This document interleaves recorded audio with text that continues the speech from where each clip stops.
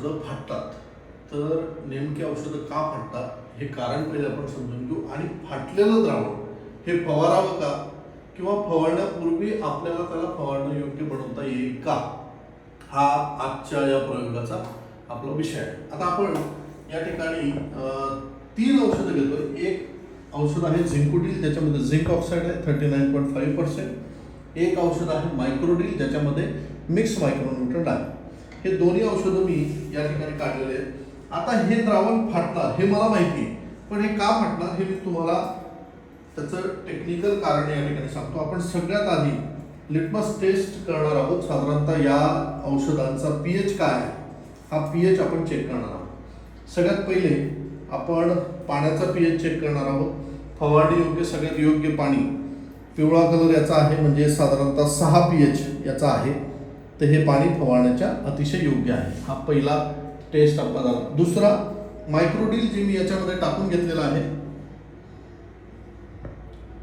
निळ्या कलरचं हे औषध मायक्रोडील, हे जेव्हा मी लिटमस टेस्ट याची करतो तर गुलाबी रंगाचा हा पेपर झाला आहे, म्हणजे याचा पीएच हा 1 आहे. आणि दुसरं औषध जे आपण मिक्स करणार आहोत ते आहे झिंकोडील, झिंक ऑक्साईड. याचा पीएच जेव्हा मी चेक करतो तर हा लिटमस पेपर ग्रे कलरचा झाला आहे, 12 पीएच याचा आहे, 12 ते 14च्या दरम्यान. हे तिन्ही लिटमस या ठिकाणी टाकले.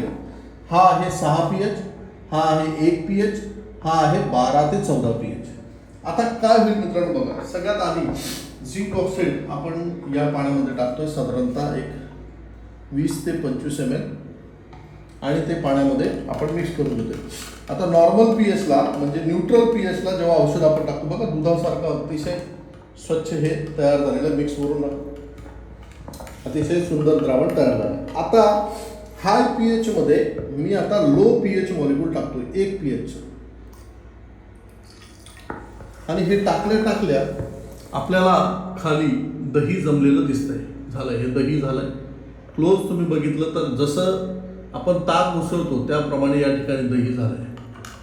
हे बघा खालच्या भागात तुम्हाला दिसेल, म्हणजे हे द्रावण आता फाटलेलं आहे. आता असं द्रावण जर आपण फवारणीला वापरलं तर चालणार नाही. पहिलं कारण, पहिला प्रयोगाचा निष्कर्ष की कमी पीएचची औषधं जास्त पीएचच्या औषधामध्ये मिक्स केली तर द्रावण फाटतं. हा पहिला निष्कर्ष. दुसरा, आता आपण एक औषध याच्यामध्ये टाकणार आहोत जे या फाटलेल्या औषधाला रिपेअर करेल.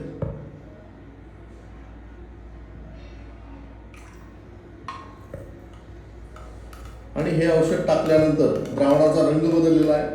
हा आता निळ्या रंगाचं द्रावण या ठिकाणी तयार झालंय. आणि जादू बघा, वरून दाखव, पाणी जे आहे हे पाणी पूर्णपणे स्वच्छ आता ट्रान्सपरंट व्हायला लागलेलं आहे.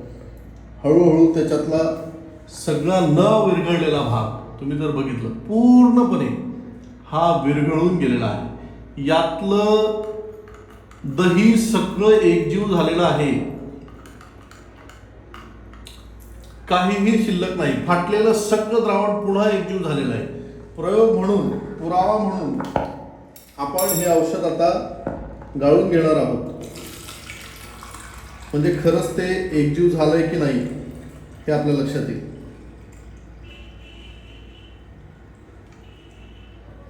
मित्रांनो, खाली काही उरलेलं नाही आणि गाळणी सुद्धा काही उरलेलं नाही. आपण पूर्णपणे गाळून घेतलेलं आहे. आणि जे द्रावण दही झालं होतं, जे फाटलं होतं, ते द्रावण पूर्णपणे मिक्स झालेलं आहे. आता मी काय औषध मिक्स केलं मित्रांनो? Phosphoric acid. अतिशय सिंपल. या असे प्रयोग दाखवून लोकांना 1000 रुपये लिटर, 1500 रुपये लिटरचं औषध सध्या विकणं चालू आहे. तर जेव्हा द्रावण फाटेल त्यावेळेस जर फॉस्फरिक ऍसिड तुम्ही मिक्स केलं तर तुमचं जे बॉन्डिंग तुटलेलं आहे, किंवा ज्याला आपण क्लाउटिंग म्हणतो, दही बनणे म्हणतो, हे जे द्रावण झालेलं असेल हे पूर्णपणे रिपेअर होतं. फक्त हा प्रयोग आहे. तुम्ही नेहमी औषध मिक्स करताना फक्त एका पंपाचं औषध तयार करा आधी, आणि ते जर फाटलं तर फॉस्फरिक ऍसिड टाकून ते रिपेअर होतं का हे बघा. शक्यतो लो पीएच हाय पीएच मॉलिक्यूल एकत्र करताना, किंवा जे मॉलिक्यूल एकमेकांसोबत चालत नाही असे मॉलिक्यूल एकत्र करताना काळजीपूर्वक, विचारपूर्वकच ते एकत्र करा. प्रयोग आवडला असेल, व्हिडिओ आवडला असेल तर लाईक आणि शेअर करायला विसरू नका. द्रावण का फाटतं आणि फाटलेलं द्रावण कसं रिपेअर करायचं त्याचा हा पुरावा.